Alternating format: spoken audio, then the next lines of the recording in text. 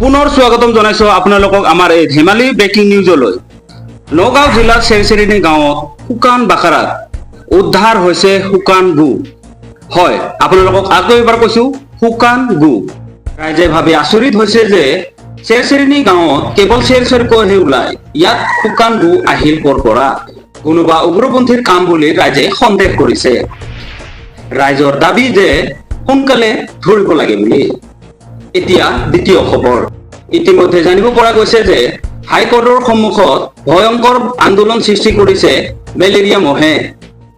জানিব পৰা মতে আন্দোলন সৃষ্টি কৰাৰ কাৰণ হ'ল মানুহবোৰে বিধে বিধে ঔষধ তৈয়াৰ কৰি মেলেৰিয়া মহৰ ওপৰত তদন্ত চলাই অশান্তি সৃষ্টি কৰিছে বুলি। মেলেৰিয়া মহে দাবী কৰিছে যে ইতিমধ্যে বন্ধ কৰিব লাগিব ঔষধ কোম্পানী, নহলে জৰিমনা ভৰিব লাগিব।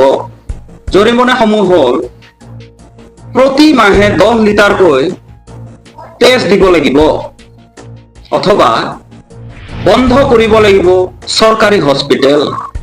এতিয়া তৃতীয় খবৰ। গুৱাহাটী মহানগৰীত ভয়ংকৰ দুৰ্ঘটনাই কঁপাই গৈছে ৰাইজৰ বুকু। জানিব পৰা মতে ট্ৰাক ড্ৰাইভাৰে মদ্যপান কৰি ৰাতি গাড়ী চলাই নালাত চকা পেলাইছিল।